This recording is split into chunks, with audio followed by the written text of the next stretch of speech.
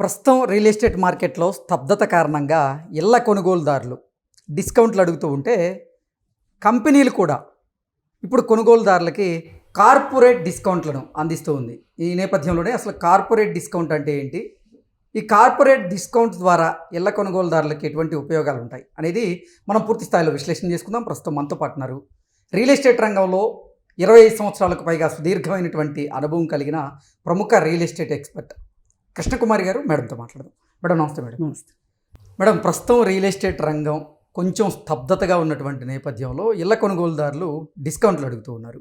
అలాగే real estate సంస్థలు కూడా కొనుగోలుదారులకి కొన్ని డిస్కౌంట్లు ఇస్తూ ఉన్నాయి. అందులో భాగంగా కార్పొరేట్ డిస్కౌంట్లను ప్రకటించాయి కొన్ని కంపెనీలు. ఇంతకీ ఈ కార్పొరేట్ డిస్కౌంట్ అంటే ఏంటి, దీనివల్ల ఇళ్ల కొనుగోలుదారులకి ఎటువంటి ఉపయోగాలు ఉంటాయి? కార్పొరేట్ డిస్కౌంట్ అంటే ఏంటంటే, కార్పొరేట్ సంస్థల్లో పనిచేసే వాళ్ళని ఉద్యోగులు ఒక చోట ఉండటానికి ఇష్టపడతారు. అందుకోసం ఏం చేస్తారంటే, ఒక కంపెనీలో ఒక హెచ్ఆర్ని అప్రోచ్ అయ్యి ఆ హెచ్ఆర్ ద్వారా వీళ్ళు కొంతమంది ఫ్రెండ్స్ అట్లా ఉంటారు కదా, అలాంటి వాళ్ళలో కీ రోల్ పోషించే వాళ్ళు ఎవరు, కాస్త నలుగురిని కలుపుకుపోయేవాళ్ళు, నలుగురితో బాగా మాట్లాడేవాళ్ళు, అట్లాంటి వాళ్ళు ఎవరు ఏంటి అనేది కొంచెం ఫిగర్ అవుట్ చేస్తారు. చేసి వాళ్ళ ద్వారా సేల్ క్లోజ్ చేస్తారనమాట. అయితే ఒకప్పుడు మేము పనిచేసే రోజుల్లో ప్లాట్లు అమ్మేటప్పుడు బల్క్ బుకింగ్ అనేవాళ్ళం. ఈ కార్పొరేట్ బుకింగ్ అనేది లేదు, అప్పుడు ఆ మాట లేదు. అసలు ఇన్ని కార్పొరేట్ కంపెనీలు కూడా లేవు అప్పుడు, చాలా తక్కువ ఉండేవి. ఆ ఉండేవి కూడా ఏంటి, గోదావరికని గోదావరికన్లో ఎంప్లాయీస్ ఉండేవాళ్ళు కదా, ఆ ఎంప్లాయీస్లో ఒకరిని మార్కెటింగ్ ఏజెంట్గా పెట్టుకొని అక్కడికి వెళ్ళి గోదావరికని వెళ్ళి బుక్ చేస్తూ ఉండేవాళ్ళు. అలాగే ఇంకో చోటకి వెళ్ళి ఇంకో చోట అట్లా బుక్ చేసుకుంటూ వచ్చేవాళ్ళు. ఇలా వర్కౌట్ అయ్యేది బాగానే. తర్వాత ప్లాట్లు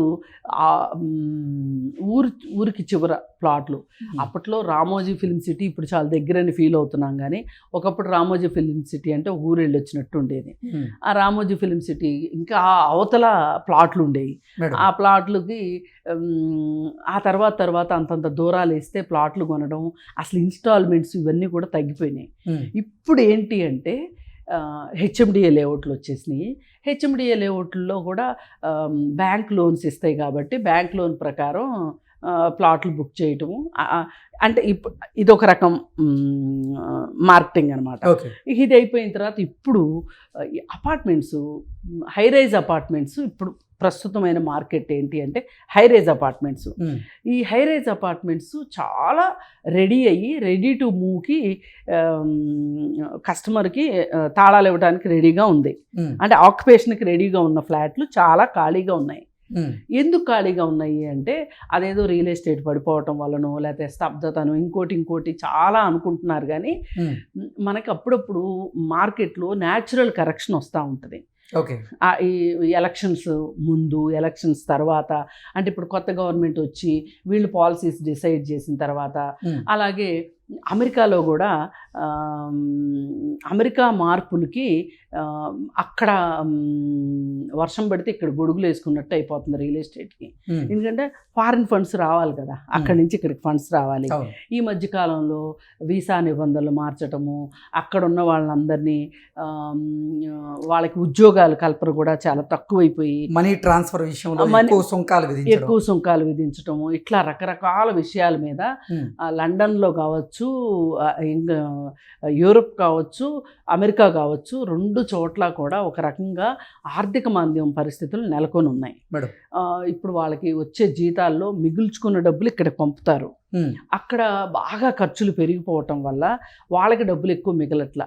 పోనీ ఆ మిగిలిన డబ్బులు ఇక్కడికి పంపిద్దాము అంటే కూడా ఏం జరుగుతుంది అంటే, ఇక్కడికి వచ్చేటప్పుడు ట్యాక్స్ ఎక్కువ వేస్తాము అని చెప్పి, అసలు ట్రంప్ వచ్చిన దగ్గర నుంచినే, ట్రంప్ రాబోయే ముందేమో ఎలక్షన్లు వచ్చిన తర్వాత, ఎలక్షన్లు అయిన తర్వాత మార్కెట్ బాగుంటుంది అనే ఉద్దేశంలో ఉన్నారు.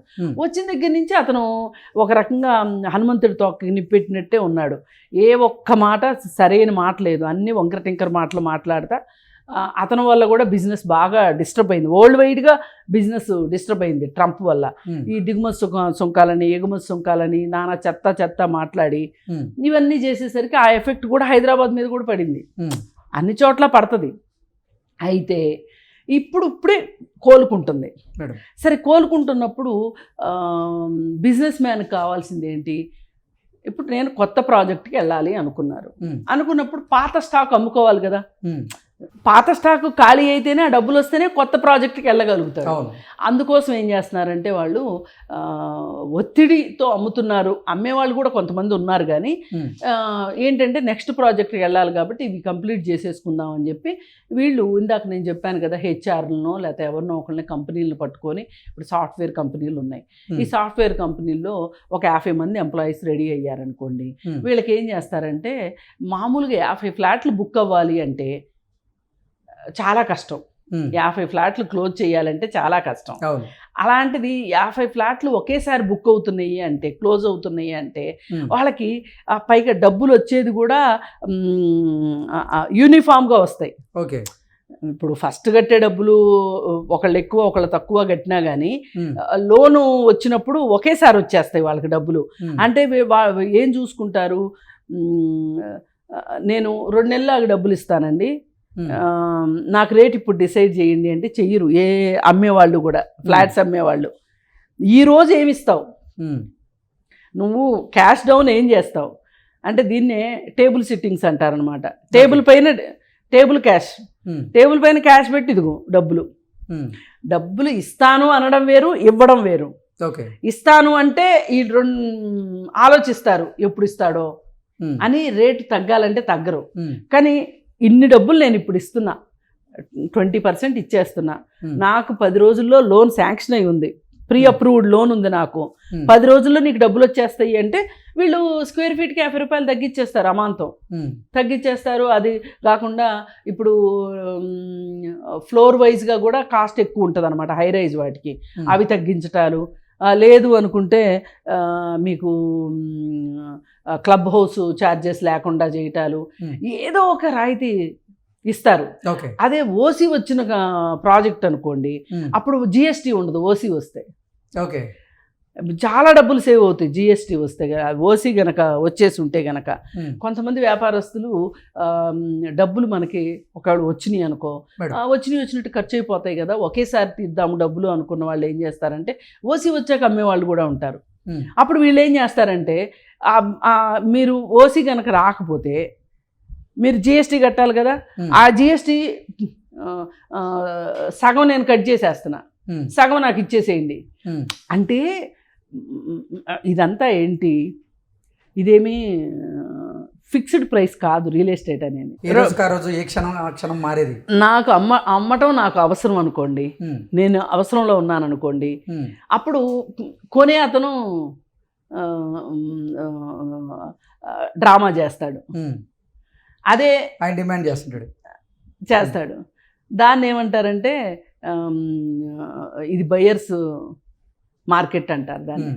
అదే ఒక్కోసారి సెల్లర్కి నేను అమ్మటం నాకు ఇష్టం లేదండి, నేను ఉంచుకుంటానండి అంటాడు. ఈ బయర్ వచ్చి అంటాడు ఏమైనా సరే కొనాలి, ఈ సంవత్సరం కూడా నేను కొనకపోతే ఇంకెప్పుడు కొంటాను, లేట్ అయిపోతుంది, మళ్ళీ ఇన్స్టాల్మెంట్లు నేను మళ్ళీ అంటే ఇది అన్నీ నచ్చింది, ఫ్లాట్ ఫేసింగ్ నచ్చింది, ఫ్లోర్ ప్లాన్ నచ్చింది, ఇవన్నీ ఆలోచించినప్పుడు బయర్ అడుగుతాడు. అప్పుడు దాన్ని బయర్ బతిమలాడుతున్నాడు అంటే అది సెల్లర్స్ మార్కెట్ అన్నమాట. ఇలా రకరకాల డైమెన్షన్స్ పనిచేస్తాయి ఈ సేల్స్ విషయంలో. ఇప్పుడు ఉన్న పరిస్థితి ఏంటి అంటే, ఎవరైనా సరే కార్పొరేటు ఒక్కొక్క కార్పొరేట్ కంపెనీలో ఎవరైనా బల్క్గా వచ్చి బుక్ చేసుకుంటే మా దగ్గర ఫ్లాట్లు అవైలబుల్గా ఉన్నాయి అని ఇప్పుడు మార్కెట్లో ట్రెండ్ నడుస్తూ ఉంది. అదే ఎందుకంటే ఇప్పుడు ఈ డబ్బు వస్తే వీళ్ళు ఇంకో కొత్త ప్రాజెక్ట్కి వెళ్తారు.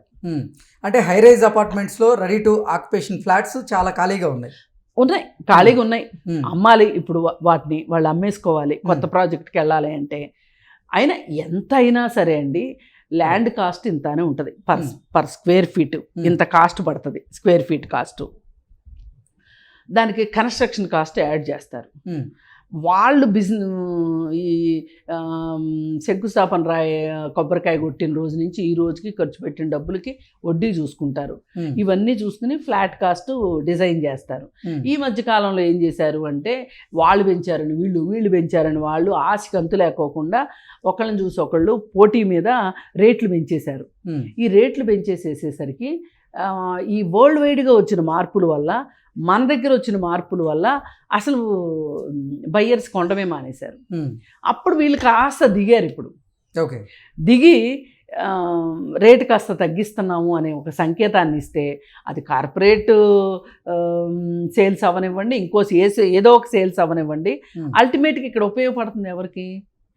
నలుగురు వెళితే, కలిసికట్టుగా వెళితే వాళ్ళకు ఉపయోగపడుతుంది. వీళ్ళకి ఎలా ఉపయోగపడుతుంది? ఆ విడివిడిగా వచ్చే డబ్బుల కన్నా ఒకేసారి డబ్బులు వస్తాయి కదా అని చెప్పి వీళ్ళు తగ్గిస్తున్నారు. ఇద్దరికి ఉభయ కుశలోపరి అంటారు చూసారా, ఇద్దరికీ లాభం జరుగుతుంది ఇక్కడ. ఈరోజు ఎవరైనా సరే ఫ్లాట్ కొనుక్కోవాలి హై రేంజ్లో అనుకుంటే, డిసైడ్ అయితే గనక ఇప్పుడు హై రేంజ్లో ఫ్లాట్స్ కొనుక్కోవచ్చు. పైగా కొల్లూరు ఎగ్జిట్ దిగ్గానే కొన్ని హై రేంజ్ అపార్ట్మెంట్స్ ఉన్నాయి. అలాగే అది ఫైనాన్షియల్ డిస్ట్రిక్ట్కి చాలా దగ్గర. ఇప్పుడు ఆఫీసులన్నీ ఫైనాన్షియల్ డిస్ట్రిక్ట్లోనే ఉన్నాయి కదా. ఇంకా కొన్ని ఇప్పుడు కోకాపేటలో కడుతున్నారు. కోకాపేట ఇప్పుడు ఔటర్ రింగ్ రోడ్ దిగ్గానే కోకాపేట.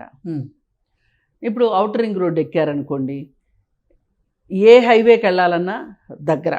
ఇప్పుడు బెంగళూరు వెళ్ళాలనుకున్నారనుకోండి, కర్నూలు వెళ్ళాలనుకున్నారనుకోండి, బెంగళూరు హైవేలోకి దిగుతారు, వెళ్ళిపోతారు, ఈజీగా ఉంటుంది. అదే విజయవాడ వెళ్ళాలనుకున్నారనుకోండి, వెళ్తారు. ఇప్పుడు మనకు ఔటర్ రింగ్ రోడ్డు రావటం వల్ల బెనిఫిట్ ఏమైపోయిందంటే,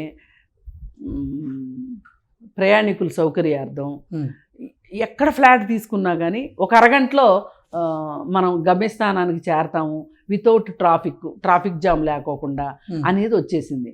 పైగా ఈ కొల్లూరు, ఈ ఏరియా, ఈ నానకరామ్గూడ, కాజాగూడ, కొల్లూరు, ఈ బెల్ట్ ఏదైతే ఉందో ఇదంతా ఒక 10 కిలోమీటర్ల రేడియస్ అనుకోండి.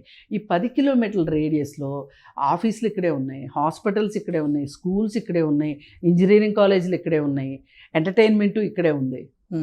దీంతో ఈ ఏరియాలో ఎక్కువ హైరేజ్ వచ్చినాయి, ఎక్కువ కొనుగోళ్ళు అమ్మకాలు కూడా జరుగుతున్నాయి.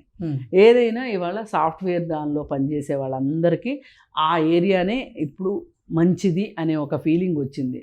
ఓకే, పైగా కాస్త కంచూపు మేరలో పొలాలు కనిపిస్తూ ఉంటాయి, కాస్త గ్రీనరీ కనిపిస్తూ ఉంటుంది. ఇది పైగా కొంచెం 111 జీవో కూడా దగ్గరలో ఉన్నట్టు ఉంటుంది. అప్పుడు వాతావరణం కూడా కాలుష్యం తక్కువగా ఉంటుంది. మెయిన్ అది చూసుకుంటున్నారు. ట్రాఫిక్ ఉండదు, కాలుష్యం లేకుండా ఉంటుంది, అందుకని రేట్ ఎక్కువ పెడుతున్నారు. Okay okay madam, thank you so much. Thank you.